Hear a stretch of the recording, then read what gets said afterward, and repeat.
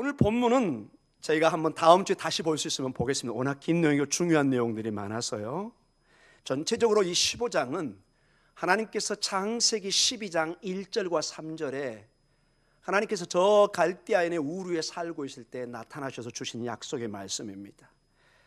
너에게 큰 자손을 줄 것이고, 전혀 자손이 없는데, 전혀 희망이 보이지 않는 아브라함 가족에 하나님이 나타나셔서 너를 자손을 줄 뿐만 아니라 큰 민족의 조상이 되게 하겠다.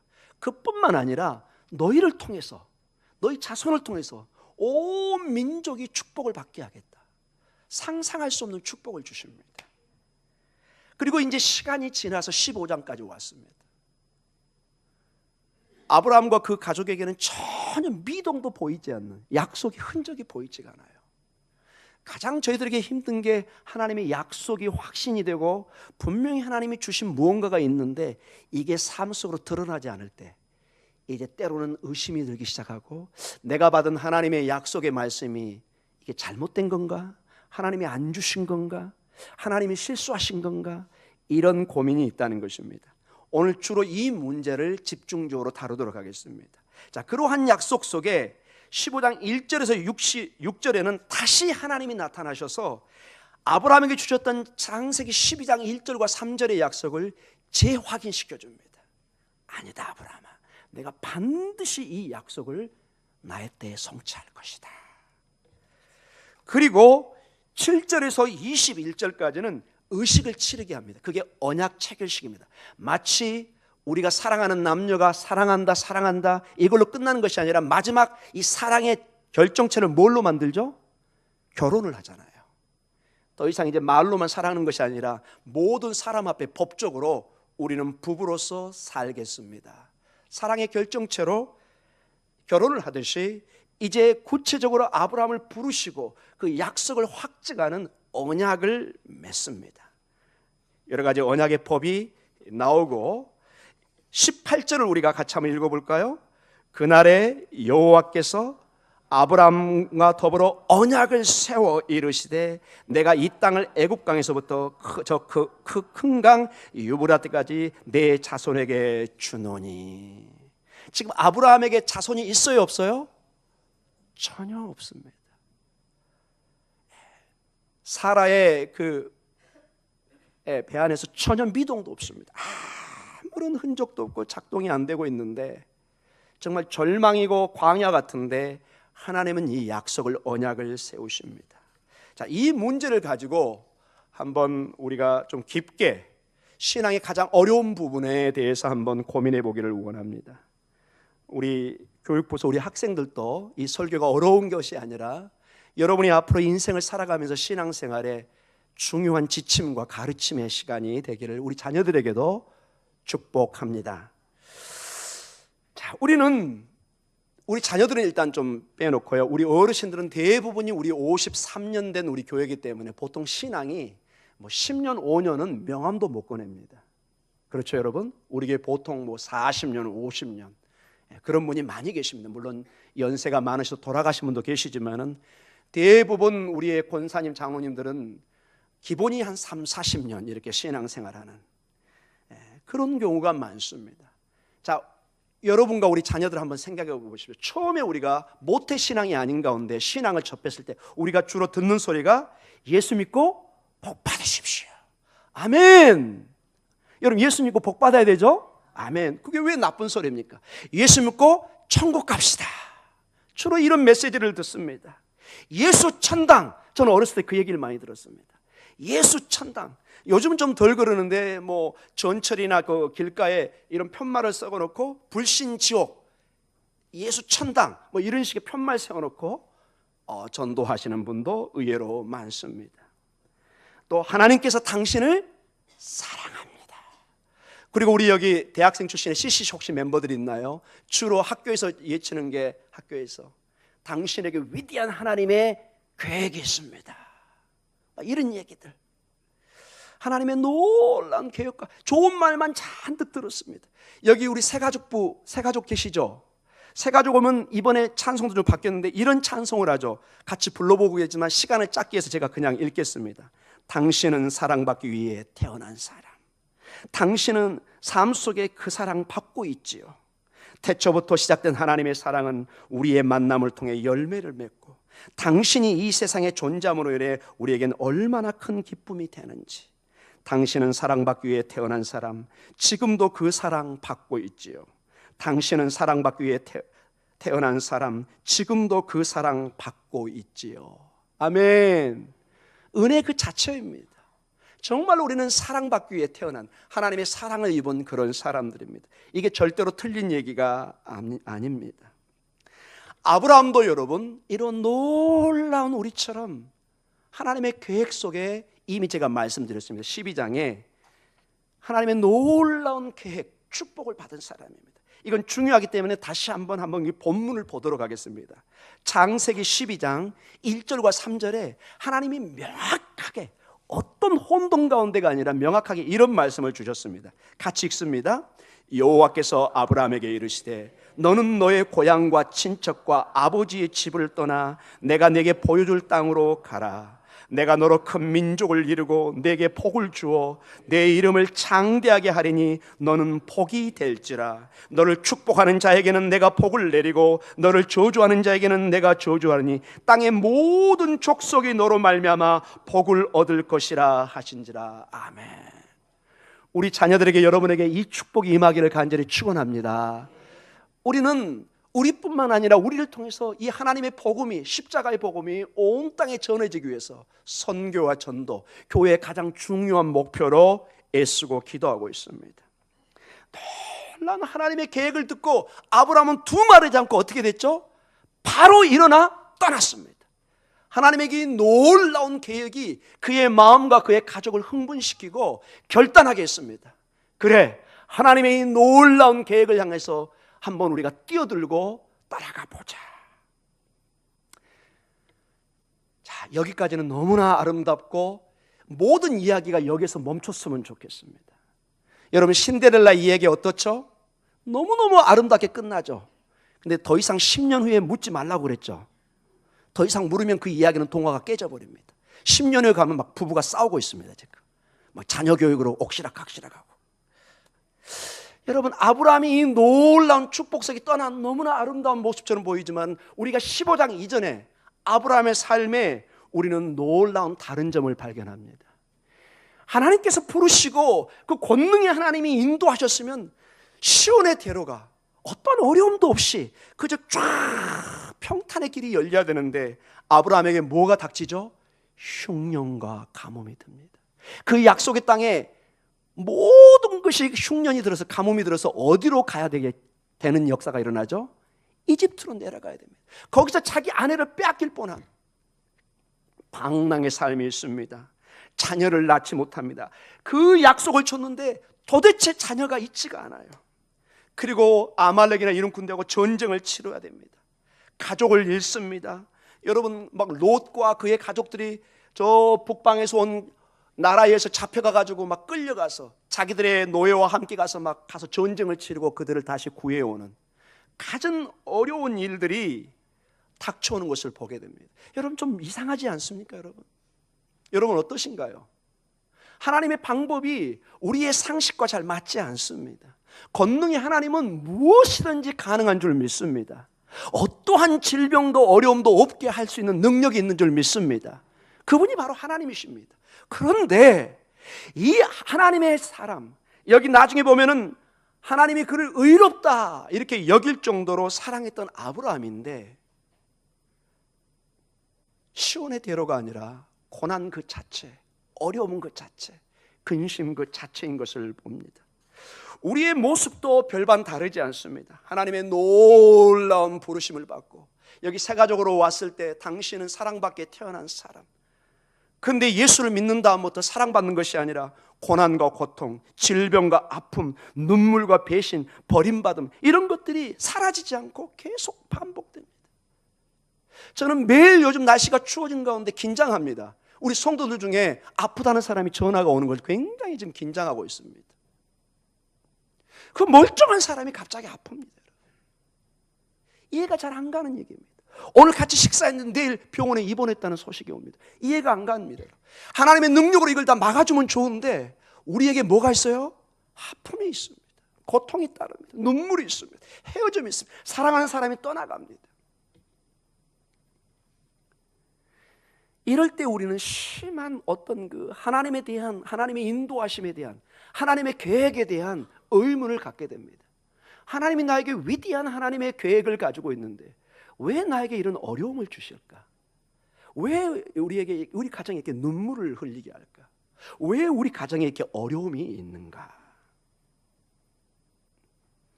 여러분, 아브라함도 이러한 길을 가고 있는 것을 보게 됩니다. 아브라함이 이런 어려움 속에서 오늘 본문에 보면은 6절에 크게 믿음으로 반응하는 좋은 점도 있습니다. 우리 6절 한번 읽어볼까요? 같이 읽습니다. 아브라함이 여호와를 믿으니 여호와께서 이를 그의 의로 여기시고. 이것도 좋은 점입니다. 하나님의 말씀을 그냥 받습니다. 아멘하고. 그런 점도 있지만은 그러나 대부분의 경우에 솔직하게 성경은 적어놨습니다. 아브라함은 하나님의 약속에 대해서 때로는 두려움과 지극히 실망감으로 반응하기도 한다는 것입니다. 바로 여러분과 저처럼 우리 깊은 내면에 겉으로는 말 안 하지만 속으로 하나님 왜 이러십니까?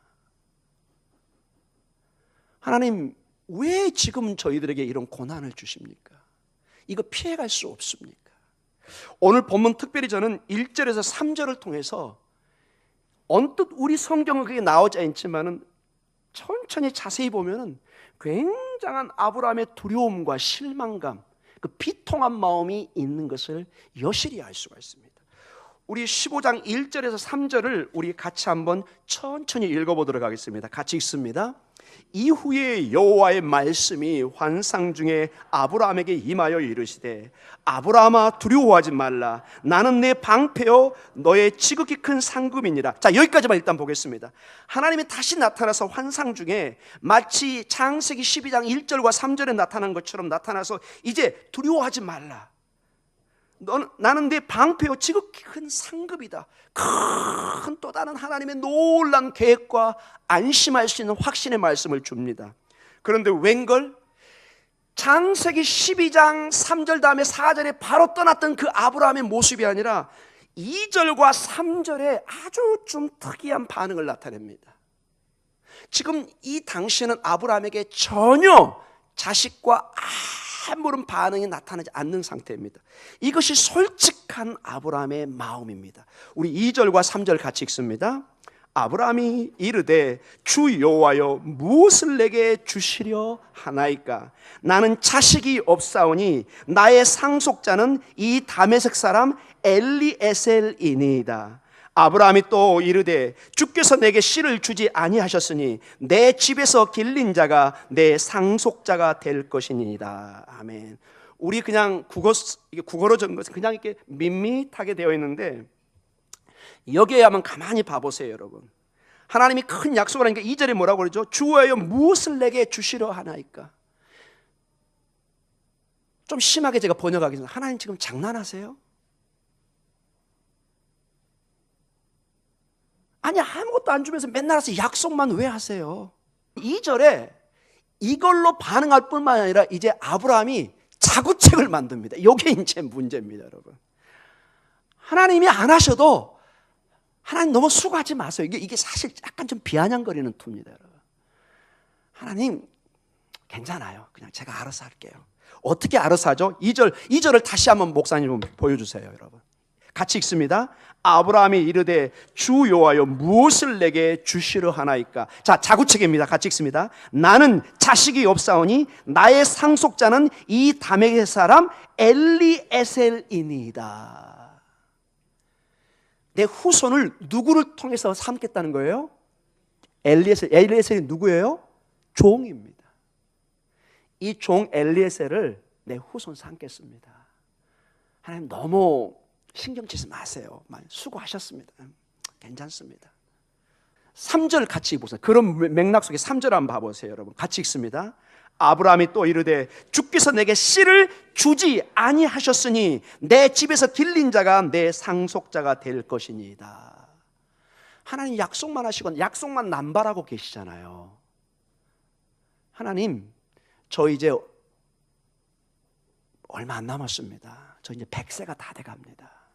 여기 보니까 하나님 이 엘리에셀, 이 집안의 이 씨를 통해서 내 상속자로 삼겠습니다. 전체 이 본문의 분위기가 이 히브리 원어는 비통한 심정입니다. 사실은 내가 하나님을 믿고 내 인생을 던져서 저 갈대아 우르, 제가 이미 설명했죠. 그 당시 세계 4대 문명의 가장 발전된 문명이 메소포타미아 문명입니다.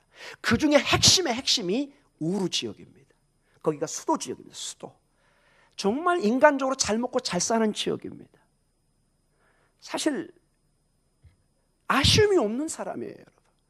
그 당시에 가나안은 비교할 수 없는, 지금의 아프리카 어디 저 가난한 지역이나 마찬가지입니다. 그러나 하나님의 그 원대한 계획을 듣고 하나님을 믿고 떠나갔습니다. 가족을 다 데리고. 여러분, 우리도 옛날에 여러분 고향 떠나는 것은 거의 죽음과 맞바꿔야 됩니다. 오늘 아브라함에게도 비통한 심정을 가눌 수가 없습니다. 우리는 어떠합니까? 우리의 하나님의 놀라운 계획을 듣고 놀라운 원대한 계획이 펼쳐질 것 같은데 자꾸 엇나가는 것처럼 보이고, 자꾸 잘못된 길로 보이고, 하나님의 약속이 성취되지 않을 때 볼 때 우리는 어떤 반응을 나타내야 되겠습니까? 자, 여기에 우리의 정직한 질문, 그리고 제 설교의 결론으로 가기를 원합니다. 하나님의 부르심, 하나님의 계획, 하나님의 인도하심을 그래서 여러분이 성경적으로 재점검을 해야 됩니다.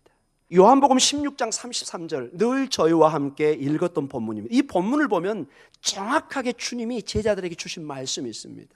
요한복음 16장 33절을 천천히 자세히 읽겠습니다. 이것을 너희에게 이르는 것은 너희로 내 안에서 평안을 누리게 하려 함이라. 자, 거기까지 본문 계속 띄워주십시오. 우리에게 첫째 주시는 것이 뭘 주기 위한 거라고요? 평안, 샬롬. 샬롬, 하나님의 샬롬을, 평강, 평안을 주기 위한 것입니다. 자, 그런데 그 다음이 있습니다. 같이 읽습니다. 세상에서는 너희가 환난을 당하나 담대하라, 내가 세상을 이기었노라. 하나님이 평안을 주십니다. 근데 세상에서 너희가 뭘 당해요?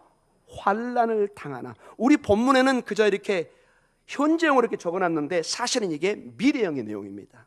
이걸 살짝 고치면 너희가 세상에서 환난을 당할 것이나. 앞으로 우리의 믿음의 생활에 무엇이 있을 수 있다는 거예요? 환난이. 그럼에도 불구하고 하나님이 평안을 주시겠다는 것입니다. 즉 평안과 환난이 분리되지 않는, 같이 가는 거예요. 그래서 우리 교회는 정직하게 이것을 같이 봐야 돼요. 분명히 주님은 제자들에게 말씀하십니다. 덜덜 떨고 있는 제자들에게 내가 너희에게 평안을 줄 것이다. 근데 그 평안이 너희가 앞으로 당할 환난 가운데 주어집니다. 그러면서 마지막 얘기합니다. 담대하라, 내가 세상을 이겼노라. 비록 너에게 환난이 있지만은 내가 이 세상을 이겨서 이미 너에게 승리를 줬기 때문에 너희가 고통을 당하지만 그것이 너희들의 인생의 끝 이야기가 아니라 반드시 승리하게 할 것이다. 그 십자가를 이겨내면 하나님의 영광의 면류관이 있을 것을 말씀하고 있는 것입니다. 결론적으로 말씀을 마칩니다. 우리가 왜, 어떻게 역경 가운데, 고난 가운데 기뻐할 수 있습니까? 힘든데 왜 여기 와서 박수치면서 찬송하고 하나님께 감사를 얘기합니까? 우리는 기뻐합니다. 사도 바울은 얘기합니다. 감옥에서도 기뻐하라, 기뻐하라. 내가 또 너에게 말하노니 기뻐하라. 사도 바울이 그냥 행복한 시절에 얘기한 것이 아니라 고난 가운데 채찍을 맞아가면서 저 빌립보 감옥에서 죽음의 그 순간에 이 말씀을 적고 있다는 것입니다. 왜냐? 하나님께서는 우리의 고통과 역경 속에서도 우리와 함께 하시고 있기 때문에 그렇습니다. 아브라함이 그 방황하는 삶, 역경의 삶, 정말 광야 같은 그 삶에, 그러나 하나님은 계속 나타나서 하나님이 너와 함께 하신다는 약속의 말씀을 주셨고, 그 약속의 말씀은 결국 인내하고 기다릴 때 빈말이 아니라는 것을 나중에 확인해 줍니다. 그래서 여러분, 우리의 신앙은 인내가 필요합니다. 인내가, 하나님의 때를 기다릴 수 있는, 마치 여러분 드릴로 땅을 팠는데 그 유명한 일화가 있죠. 텍사스에 기름을 팔려고 막 뚫고 뚫는데 기름이 안 나와요. 포기하고 갔어요. 근데 그 다음 사람이 그걸 인수해가지고 몇 미터 더 파니까 거기에 뭐가 나왔을까요? 어마어마한 기름이 나온 겁니다. 조금만 더 파는데 거기서 멈춰버린 거예요. 사랑하는 성도 여러분, 오늘 인내하시기 바랍니다. 버티고 견뎌내셔야 됩니다. 여러분, 이 추위에 견뎌내셔야 됩니다. 사랑하는 성도 여러분, 오늘 보면은 아브라함에게도 다시 나타나서 하나님이 함께 하시는 것을 보여주고 있습니다.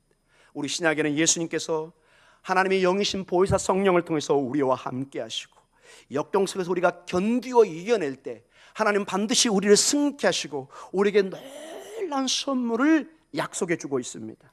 계시록 21장 4절을 읽고 오늘 본문을 마치도록 하겠습니다.